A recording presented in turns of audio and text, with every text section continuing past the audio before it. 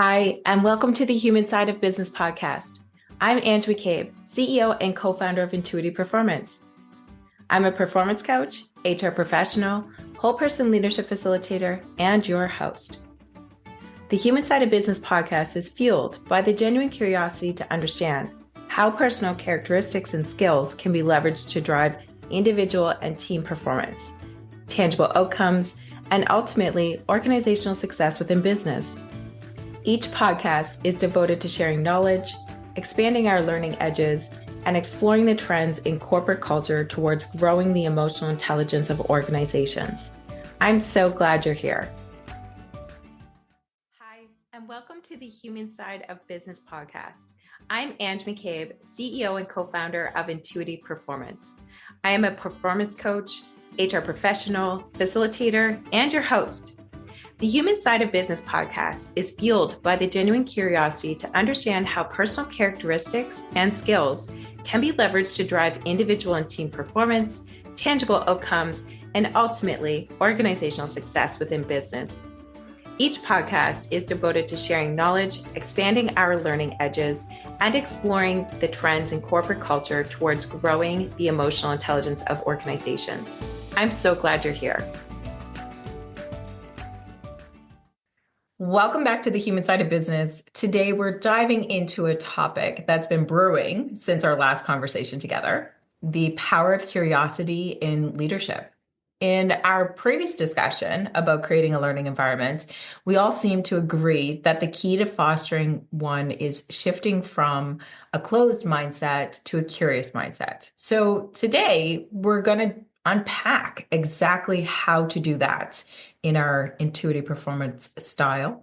But before we dive in, of course, I want to introduce our guests. So we have Maria back at the table with us, our consultant at Intuity Performance, and Michelle Schafer, coach and new author who's back for another insightful conversation. Welcome back, Michelle. So glad you're here. Thanks so much for having me back, Ange. And Maria, great to be with you as well. Happy to have you. So Awesome. Curiosity, this is the one where we, I think all three of us in our wrap up last time said we need to talk more about that. Were jamming. So yeah, and I mean even in the green room we were just jamming. So for our listeners, we'll try and stay on track, and we promise there will be lots of good takeaways. But the number one thing that I think the three of us notice is that it's most often overlooked, but it's one of the most powerful drivers of growth, innovation, and engagement. So we've got a lot to talk about. There's so much, and it's interesting, because this whole topic is, in part really connected to, I'm going to say, like an evolving way of approaching leadership now, where leaders, I'm going to say back in the day, years and years ago, they needed to be the ones that had all the answers. They needed to be the ones that were driving the perspective. Everybody listened to the leader, and the leader was driving things forward. And now we're really evolving into, like more of that human leadership, where leaders don't have to have all the answers. In fact, it's better that they don't have them, like that they surround themselves with people that do know those things. And, so we're really seeing a big shift here. And this topic totally fits in with that evolving way that we're approaching leadership these days. I wonder, something that comes up for me there is, I wonder if now, because there's so much, I mean, we'll say arguably more uncertainty in the world, because like you said, Michelle, back in the day, folks were comforted by that kind of closed hearing from and following the leader at the top. But the world was a lot different. And now that things are uncertain, having that openness has become more important. Anyway, that's something that came up for me. And when you were saying what you were saying. Yeah. Absolutely. What's been circling for me as you're both speaking, Maria and Michelle, is is the parallel of it's not so much the power imposed leadership approach that is going to work for teams, especially in today's Yeah. market, but rather when we're thinking about curiosity, when we're thinking about navigating challenging situations or economic uncertainty as we are right now, it's really about the leader having the tools in their tool belt to be a facilitator. So a Yeah. facilitator of the Right. culture and a facilitator of their organization as well as their team members, right? So that's what continuously was coming up for me, as well as just to take a step back for our listeners. We are all immersed in growth mindset, fixed mindset, the coach approach, et cetera, et cetera. I'd like us to take a step back and just identify in our own words, what do we believe to be currently closed mindset versus an open mindset? Yeah.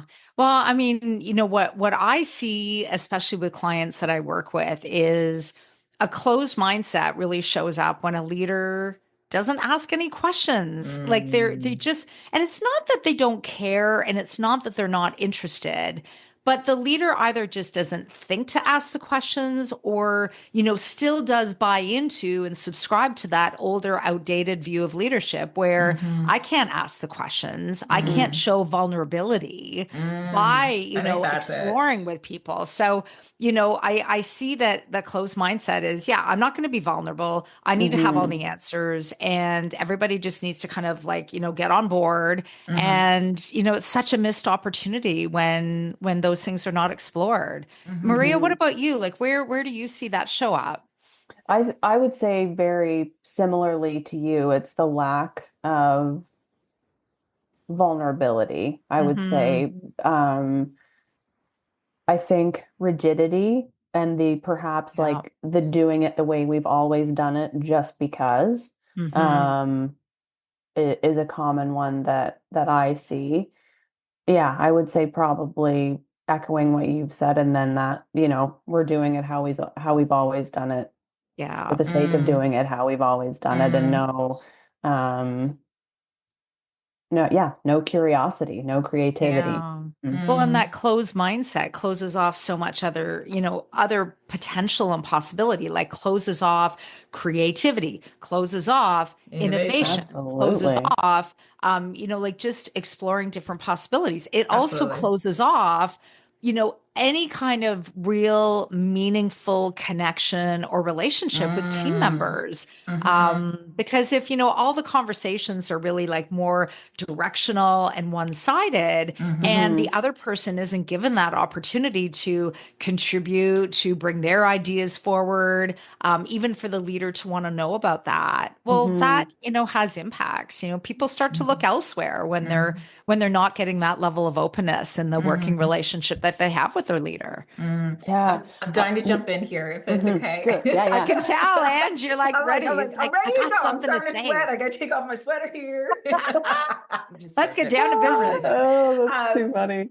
the things that are again circling for me is that it's almost in buckets when we're thinking about growth mindset versus fixed mindset. So, Mm-mm. comparatively, when we're talking about fixed mindset, to me, it's really about the pillars around emotional intelligence, Mm. operational habits, as Mm. well as mindset as three large buckets. And then it Yeah. gets into those things that we've discussed and that's been circling around the podcast, I should say, in the sense of, we've already done this before. We can't people can't change, like those types of mindsets also come into Yeah. play.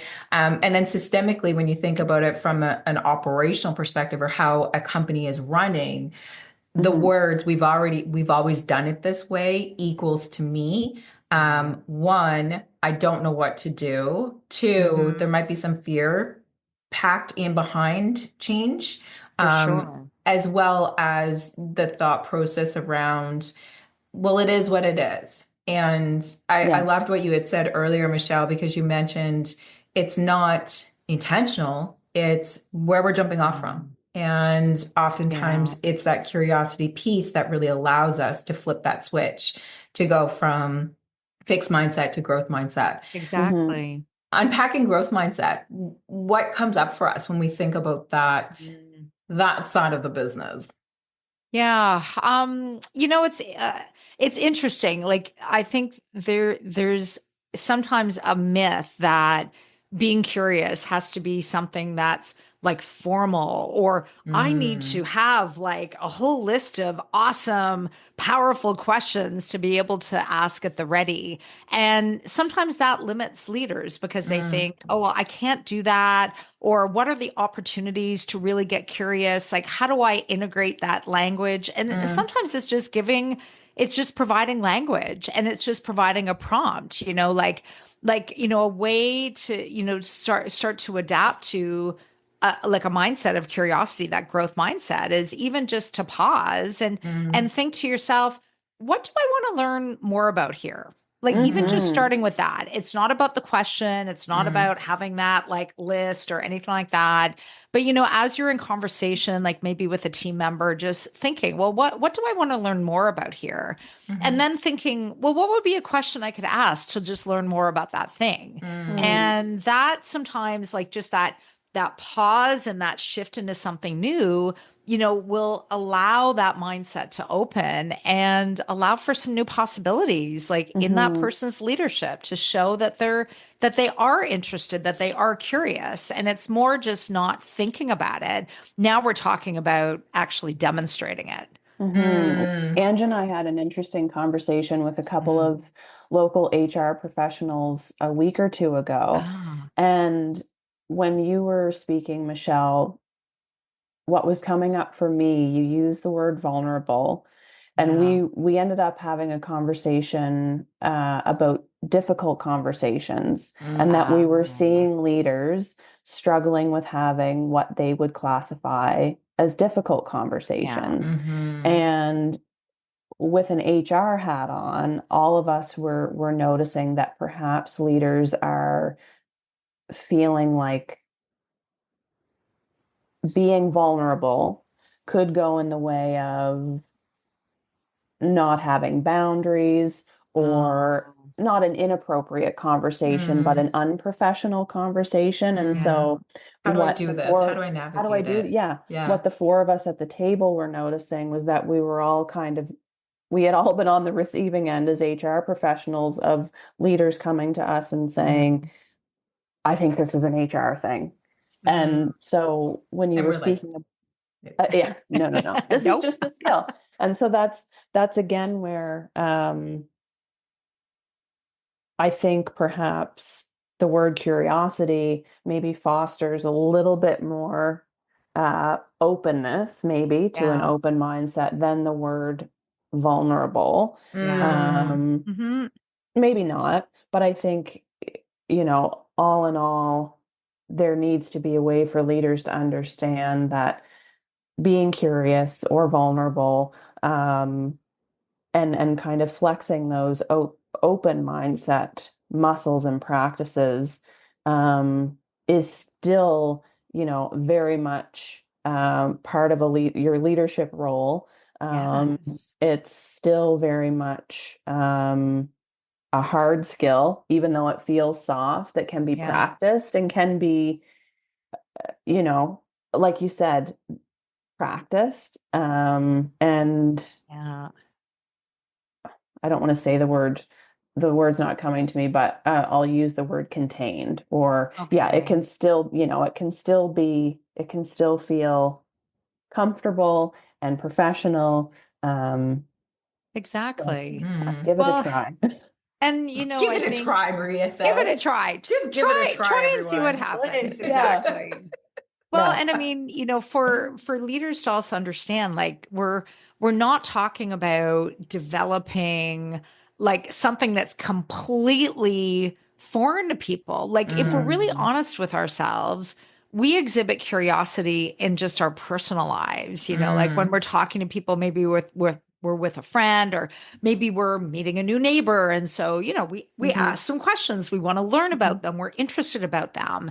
And so it's just, it's leveraging that skill that we practice, whether we know it or not. It is something that we do already. Now mm, it's taking that to your team interactions. It's taking it to, like your partner stakeholder interactions. And the more the more leaders can start to over time, like just integrate some language that demonstrates that Mm-hmm. curiosity. Like it could be something as simple, like Maria, when you were talking about, vulnerability and just showing that, hey, I don't have all the answers, like even just asking the question, so what are we missing? Like what other Mm, perspectives do we need to gather here? Like it could Mm-hmm. be like just that first step thing, or even just, so, like, why is this happening? Like, help me better understand what's Mm-hmm. going on here. Like, all of those really demonstrate that openness. And, mm, I'll share with you like just a saying that I came across when I was back in my old like not-for-profit days before I Yeah. got into coaching, and I went Mm-hmm. to a volunteer engagement conference, and they were talking about like being a volunteer manager essentially, Mm-hmm. as be a gardener as opposed to being a firefighter. So what they meant was, like the firefighter approach is, okay, there's smoke, and I'm going to suit up and I'm going to go put out the fire, which in leadership terms is, oh my God, there's a problem. I'm going to solve it and move on to the next thing. Mm-hmm. So a lot of leaders, take on that firefighter approach, which Mm-hmm. closes down curiosity, which closes down learning. But mhm, taking on more of like think about a gardener, like if you've ever like planted like tomato seeds, for example, and hope that Mm-hmm. tomato plants come up, it's all about creating the right conditions for those plants to thrive, which, again, in leadership terms is, creating that culture and that environment of psychological safety, exploring, asking questions, demonstrating curiosity, showing interest. And people Mm-hmm. will thrive. People want that from their leaders. Like, and so Mm-hmm. when we can bring mm. that gardener leadership style more into play, it naturally, gives leaders the opportunity to springboard into curiosity. And I Mm-hmm. also think too, like for those of us who do not have a green thumb, Ah, that would be me too. um, Yeah. My plants do not survive so well. thinking about it from a place of instead of firefighting, looking at Mm. it as problem solving Yeah. and Yeah. problem solving and growth opportunities is what Yeah. we often use here from a lingo perspective. There was one really interesting thing that you said about the firefighting. It gives me this vibe of like urgency and like Yeah. rushing and constant go, go, go. Whereas Mm. what will often take place and what we've seen with our clients is that that's where judgment capitalizes versus Yeah. curiosity, right? Yeah. Mm-hmm. Because you're in basically that level one listening mode where it's like, I just need information, I'll make a decision, then I'll do it myself. Versus coming into this when we're in curiosity and asking those questions, regardless of what's going on in the background with us, Yeah. or how many phone calls we're getting while someone's sitting there in our office speaking to us, or Mm. even online, we're present and Yeah. we're looking to really understand how to serve that employee so that they can input essentially the highest level of engagement and or performance. And Mm-hmm. so as we continue to dive into this a little bit further, this whole thing around judgment and curiosity, Yeah. I was wondering, Maria and Michelle, Maria, if you could go first. Sure. I'd love to know your take on when did that flip for you to go from Mm. judgment to curiosity, or has it always been there? What's your Mm. story? Yeah. In my personal life, I've always been a very curious person. Mm, Um, Professionally, I think perhaps not so much in the early days. that makes sense. Yeah, Mm. I I think I would assume that I had all the answers. I loved working on a team, but I don't know that I was the most collaborative. Mm, Um, and I think what shifted that for me, which was interesting, was I then moved to work with a team of around 20 people, hmm and most of them were very truly collaborative. And so I had to mm, get comfortable. with that. Mm. It So was like a it was, collaborative culture, essentially. yeah, it was a Okay. collaborative culture. It was a learning culture. Yeah. And so I would say I was always curious and liked working in and around other people. Um, but I wasn't comfortable in a collaborative environment until I started working with other folks that were truly collaborative. And what helped me get comfortable was that I was curious. So I Mm. wouldn't say curiosity automatically made me collaborative, Mm. um, but it helped me bridge that gap. So I was able to kind of just get a better understanding of the angles that different folks were coming from. And so it Yeah. helped me kind of find my place and understand the working relationship that we had. Hmm. Was there If any that, Yeah, humbling very in there? interesting. Like, was there a humbling oh, moment? I don't know why that's coming up for me right now, but it just yeah, is. yeah, totally.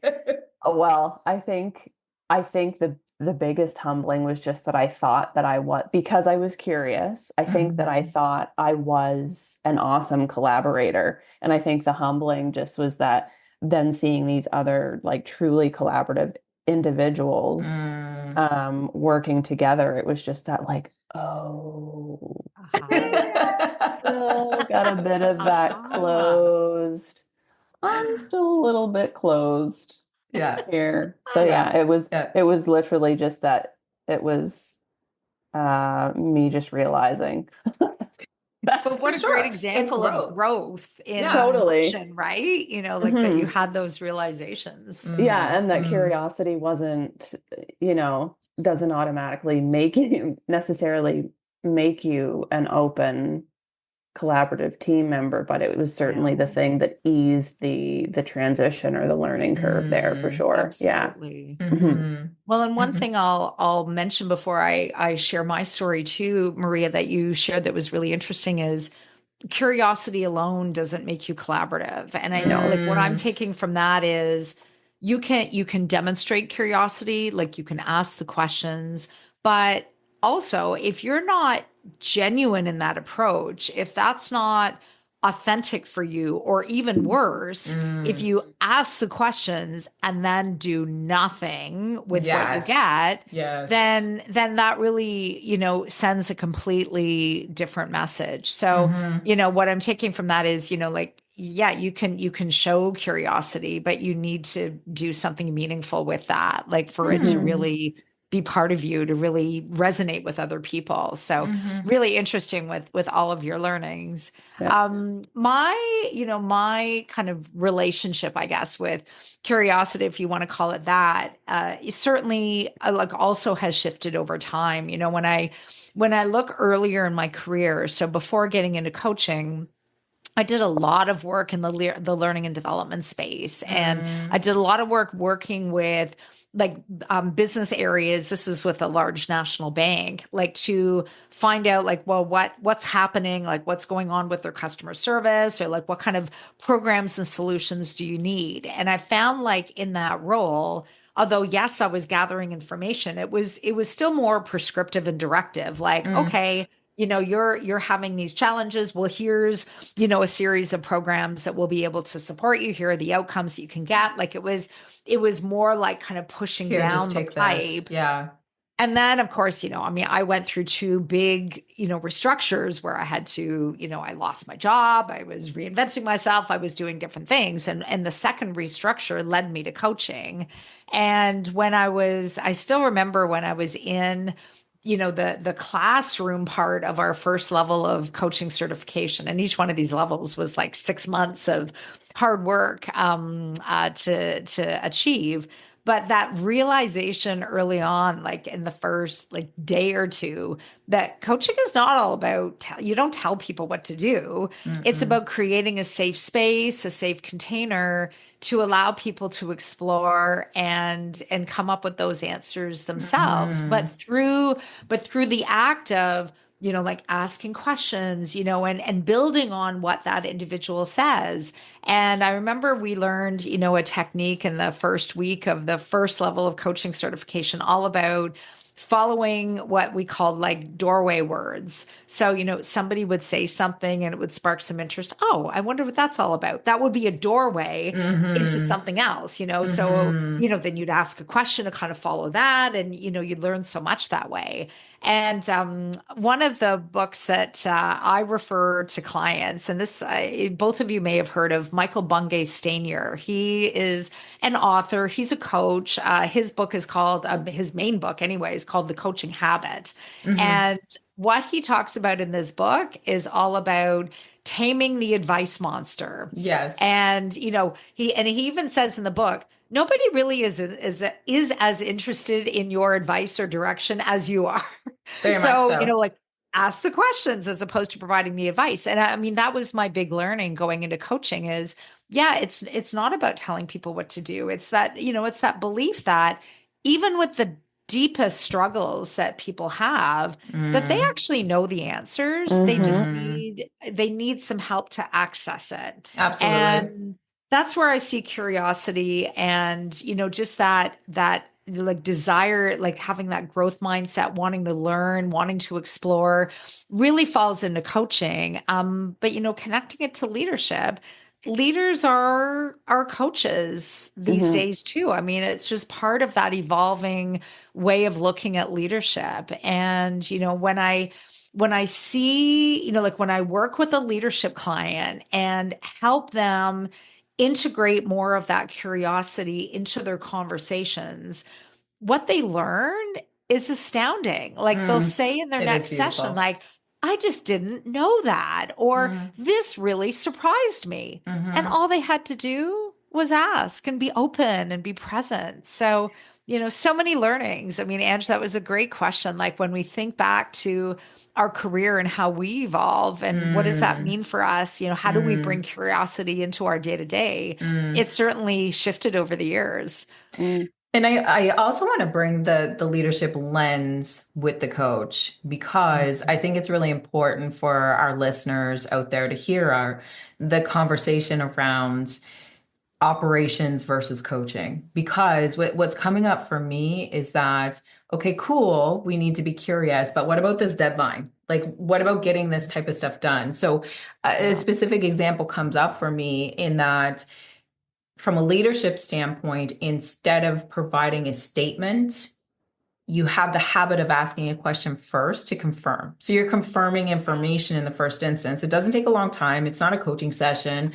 It's just rather being open with regards to the conversation. And then when it comes to action orientated things, it's asking the question around, what do you think should happen? Or what's the best approach to this? So that you're continuously empowering and planting those seeds, Yeah. using your garden analogy, Michelle, Yes. to ensure that team members are empowered through your curiosity.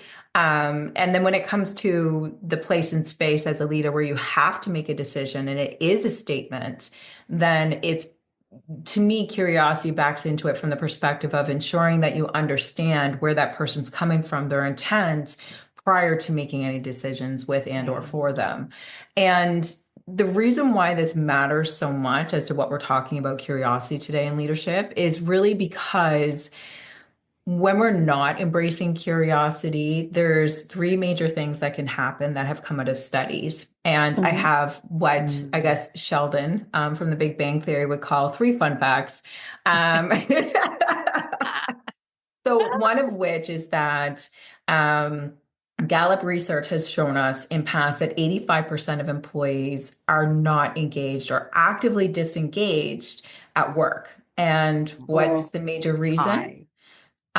Because leaders aren't open to new ideas or feedback. There's no curiosity, right? So, and as Michelle gleaned earlier, everyone, there's a lot of other skills that play into this when it comes to curiosity, i.e., action, matching and aligning things, having that coach approach, as well as the openness to take feedback as a leader, which sometimes can feel like a jellyfish thing, right? Like if we're really attached to a project or a thing or an outcome, it can be challenging as a leader because then you just kind of want to go back to that childhood demeanor of this is my show, this is how it's going to go, right? And so that stat was, I think, really important to share, as well as HBR, so Harvard Business Review, had also found that organizations with low curiosity scores basically their experience around 30% lower performance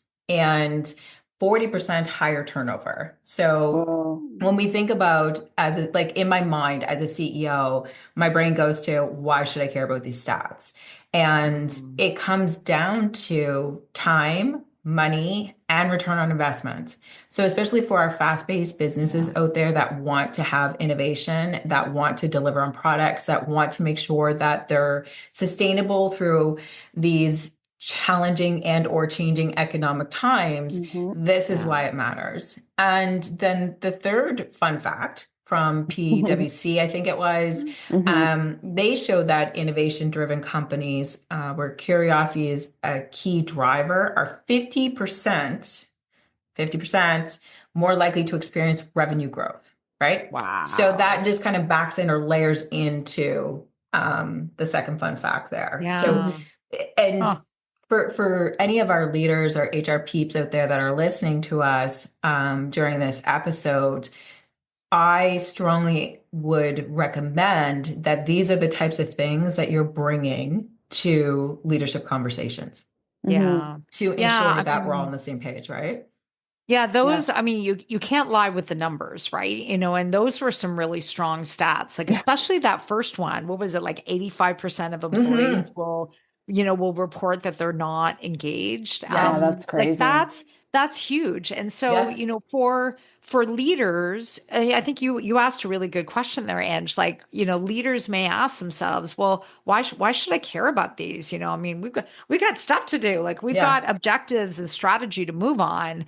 My question to those leaders would be, what's the danger? What's the impact if you don't pay attention to them? And so this is So where powerful. my career transition work is like, I see this in spades because those like that 85% that's showing that they're not engaged. Well, there's a significant proportion of that 85% that's already actively starting to look elsewhere. And so the danger is that investment that you made in that person, you recruited them, you onboarded them, you trained them, like all of that investment is going to walk right out the door. So it does really highlight that, that action is really important. Like as leaders, we all need to look at our own contribution and see, okay, what's one shift I can make to bring more of this curiosity, to engage more with my team members, to show them that I'm interested, that I'm going to do something with what they share. That time is now because you don't want those people to walk out the door.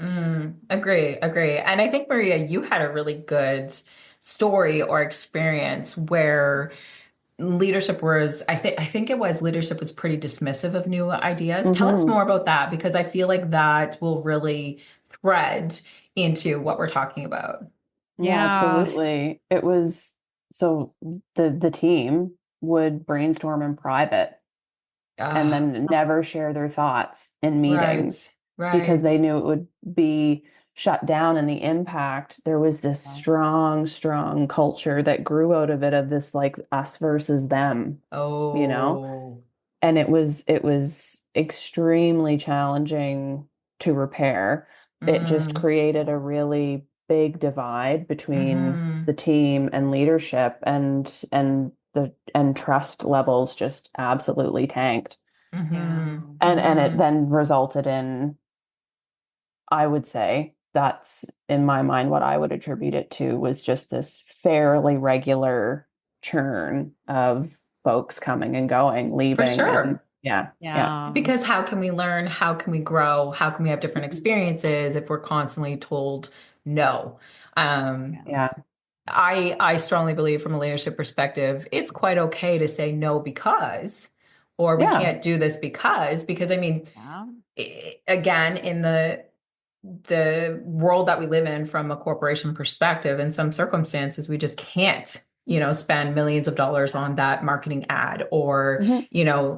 double down on this research project because we've already burned through grants and et cetera, right? So there's that piece of it. But what really kind of rang true for me, Maria, through your story that I loved is that Hmm. when we have a leadership team where there's judgment or Mhm. rigidity, then that is what's going to create divisiveness within the Yeah. It's organization. Yeah. extremely Oh, divisive. yeah. Yeah. Yeah, right. And a So lack if, of trust. Like there's oh, Yeah. no trust now yes. with a team like that. Well, Yeah. because everybody has a story in their mind, right? Like they Yeah. have to fill so many blanks in Hmm. that trust erodes and, there's just a larger divide for Hmm. sure. Hmm. Yeah. So, Maria, how, like when we're thinking about the how to, because you know that Hmm. Mm.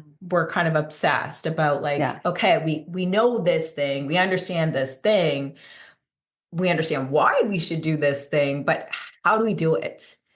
What would be the first step that kind of comes up for you to Mm. really move yourself or shift yourself from that judgment mindset to Mm. curiosity? I mean, this will sound cliche, but the first step is awareness. So Mm, knowing or mm, Yeah. noticing, mm, um, maybe when you're giving those responses that are closed. So just Mm. a no, we're not doing that, yeah, or doesn't work. a yes doesn't work, yes, no responses, not having time for folks. Um, Mm. just noticing, just noticing So that. those would be the Um, flags. I think so. Can you think of more flags? I know there's tons more. You or Michelle throw more flags out there, but yeah, it's like the just not giving time to folks, closed commentary. Yeah. Mm. Um, Yeah, a lot of that direction that comes instead of asking questions. I mean, one of the things that I'll do with some of my leadership clients that struggle with this is, and this is an actual coaching practice I'll give them. I'll say, like when they're in conversation with a team member. So instead of providing direction, try asking a question. Yes, And that's yes, that's really just the whole practice. When you want to jump in and provide direction, ask a question instead. yes. And it's and that really builds on what you shared to Maria. Like mhm. when you're not aware that you're jumping in and providing direction all the time, that's a lot harder, right? To be able Yeah. to Mm-hmm. interject that kind of questioning. Mm-hmm. But just when you're building that awareness, even just pausing, like just whew, okay, just like take a Pause. breath, and then you can move forward. And like I find questions that are really open, that do really very genuinely show that you want to learn, is something as simple as help me understand. Mm. Because it's Absolutely. it's a question that doesn't like challenge, it's not threatening. I have an individual, a senior leader right now, and she's working on that too when she's talking to her leader, Right. Mm. because anytime she asks a question, he gets on the defensive because he feels like she's challenging him. So Right. we Interesting. change the messaging. Help me understand is a gentler way, but it still demonstrates that curiosity. So, Mm. replacing that direction with questions is a great way to just integrate more of that like growth mindset, that curiosity into your life. The I other would thing, say too, oh, sorry, go Anne, ahead. go for it. Okay. No, So the first, again, knowing that awareness also, like curiosity, doesn't just happen. I mean, you can Yeah. obviously be innately a curious person, but if you're in a position of leading people in any capacity, I mean, when's the last time you read an article on leadership trends? Or Mm, when's the last time that you talked to a leader yeah. outside your organization? When's the last mm, time you had a coffee with a leader outside your organization Mm, or followed a new group on LinkedIn. I guess, That's great. it's awareness can come in many forms, and I would Yeah. say it maybe first starts with kind of looking outward. I feel like Hmm. as yeah. leaders, you get so bogged down doing the do that then Mm, occasionally you need to come up for air. And so being more intentional about when you have those moments of coming up for air, how are you learning? mm, How are you learning about your role, your people, your organization? So Yeah. I well think said. Yeah. um, awareness can is a byproduct of just taking some time and having the intention of learning and staying uh, abreast of just what's going on around you, Yeah. really. Well, what's coming up Yeah. for me when you say that, Maria, is that there was another leader that I interviewed on the Human Side of Business podcast a couple years ago, and they said something that resonated with me to this day. And um, I will definitely bastardize the words, but I will get the general thoughts out. I know that. So essentially, what they said to me was, I don't think of myself as a leader. I think of myself as a learner. So to them, they would replace the Ah, word leadership with learnership. And Oh, that was a like constant that. prompt or reminder to them to do things like be curious and to I not, love because that. there's also this other part of the spectrum that we haven't talked about is it's not so much about judgment, but it's also about what if we really want to just save our employees. So to save our employees, then we're going to make sure that we wrap our arms around them. And then what that Yes. means is that we're doing 80% of the work or 80% of the conversing or direction Mm-hmm. versus the team members only doing 20% of the growing and learning, right? So it's like, Mm-hmm. how Mm-hmm. do you flip that? And what I'm hearing through the tying it into the awareness piece is that it's like, okay, as a leader, when I look at myself, what is my current baseline? Am Yeah. I the savior? Am I the judger? Like how Mm, am I showing up with regards to my team members? Because the flags that I'm seeing are that they're not Yeah. talking, they're not engaged, yeah. like it's constantly like pulling teeth to get things by way of information or communication. And Yeah. so for me, it's really that it always comes down to a gap analysis, right? Yeah. So it's, where do I want to go? Where's my Mm-hmm. current baseline? And that's okay. It's not good. It's not bad. It's just where I'm at. It's a baseline. And then Mm-hmm. how do I get there? And I think we've had some really solid points throughout today's episode around kind of alluding to the how and what type of skill sets are needed. Yeah. I think that especially in fast-paced business settings, it's really easy to jump to the conclusions or the assumptions based on stories Yeah. that we tell ourselves, right? Totally. Mm-hmm. So for me, I'm a fast-paced person and I've Mm-hmm. had to and continue to have to slow myself down when I'm working one-on-one with team members or consultants or what have you, even my clients, of course. And I guess the question that I am working on currently for me and where I'm at in this, I guess, performative measure, we'll say, is how are my judgments impacting the way that I treat the person in front of me? Yeah. Mm. And every single Ooh. time it stops me in my tracks because it's like, okay, maybe I'm taking up too much space because I'm really passionate about this thing. Or maybe I'm not asking the right question, or I don't Mm, have all the information. So, really being able yeah. to have that awareness, or sorry, excuse me, understand your baseline, have that Mhm. awareness, and then be able to put the action in within yourself or with Yeah. other people to build that muscle of curiosity, I think is so important Absolutely. and And always a work in it's progress.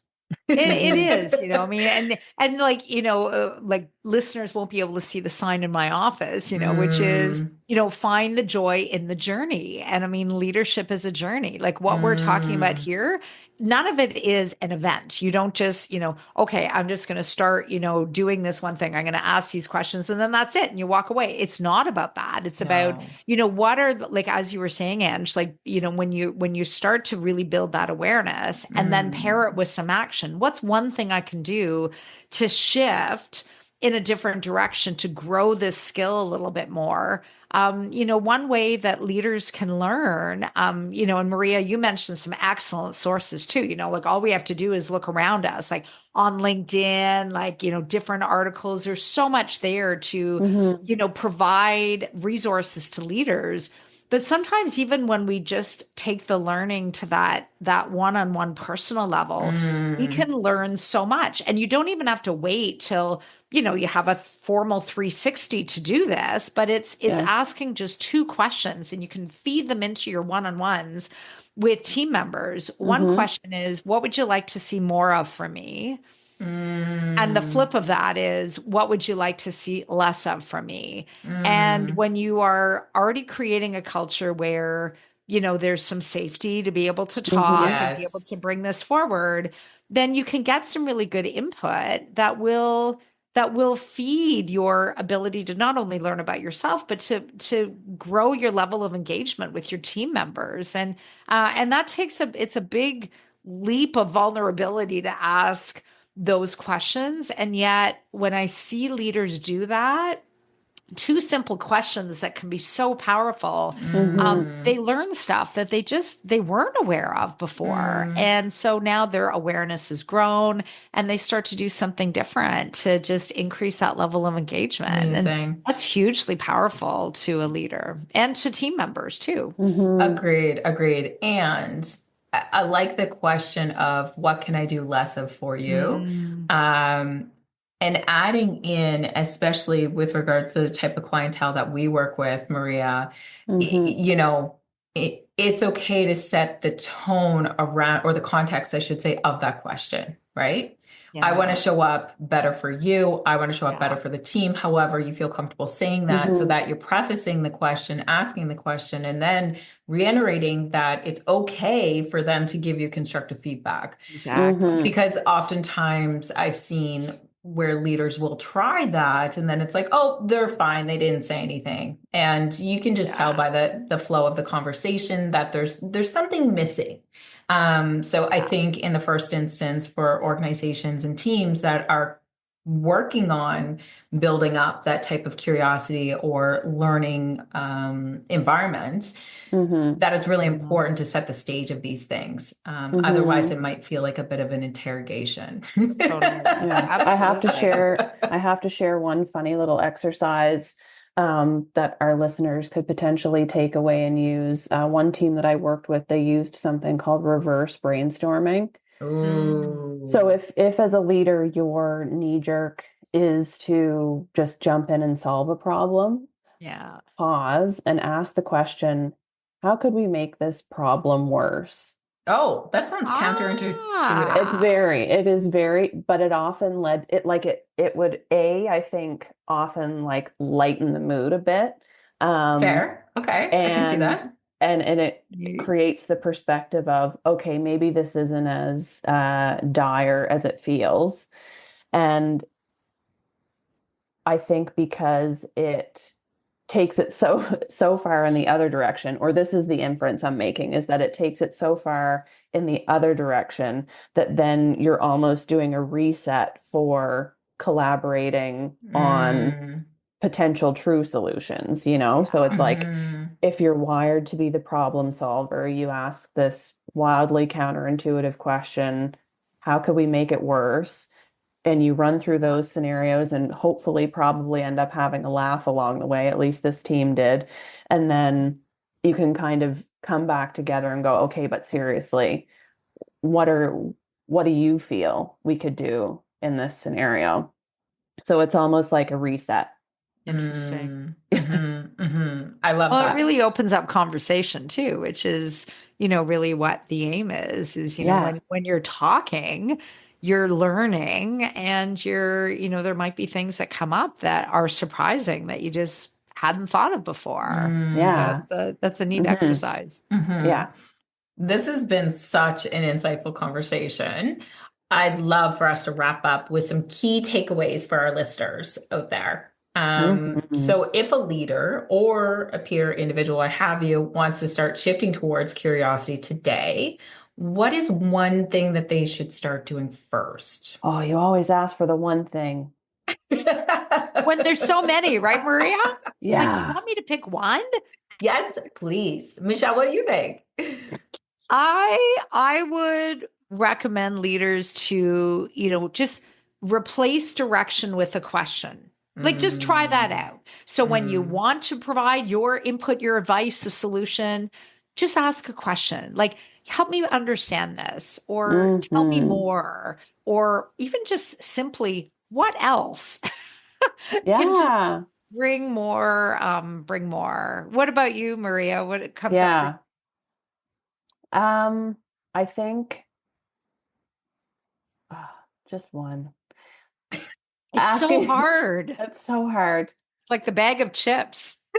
Totally. Can't just have one. No. So I think noticing the judgment reflex. So one, noticing that, and then asking yourself, getting curious with your own self, what if I'm wrong? So Interesting. noticing your judgment reflex, and then maybe turning that curiosity inwards, and what if I don't have the answer? What if this isn't the only answer? What if I'm wrong? Absolutely. And What backing about you, in, Ange? for me, I would back in from the company culture perspective, because we talked about a lot of things today from a place of modeling curiosity at the top and making sure that we're creating those safe spaces. I definitely would layer in rewarding learning, not just performance, as well as even hiring for curiosity. And what I mean by that is, of course, like there's other things that come into hiring, not just curiosity, but noticing when candidates are asking questions, noticing when you can see distinct actions and or word signs that identify that there's curiosity within that individual. And I think that also influencing interdepartmental exploration. And what if, I think, Maria, you had pointed that to earlier, what if versus what not challenges would be kind of like another approach to that, as well as making sure that your organization is not just having curiosity as a nice to have, but it's a must. So how are you embedding that in your principles and your practices, in your core values, etc.? So I definitely think that there's multiple layers to curiosity. It's both on the skills side of things, the culture side of things, and how you bridge those two with regard within your operations or your daily activities. For sure. For sure. Excellent. I love that. Yeah. Thank you both so much. Michelle, it was amazing to have you back again. Yes. So great to be here. What a great conversation. We went in so many different directions. Man. It was amazing. It was juicy. I like it. It was. And to our listeners, I would positively challenge you today to go out and lead with curiosity. See you next time on the Human Side of Business podcast. Thanks for listening to the Human Side of Business podcast. We're glad you could join us. Just a reminder, you can subscribe to future episodes at intuitiperformance.com, where you can also sign up for webinars and learn more about our professional coaching and people and culture development services. Take good care. Thanks for listening to the Human Side of Business podcast. I'm glad you could join us. If you enjoyed today's episode and want to stay updated with our latest content, make sure to visit our website. The link can be found in the episode description, where you can subscribe to the podcast, sign up for our newsletter, and learn more about our whole person leadership services.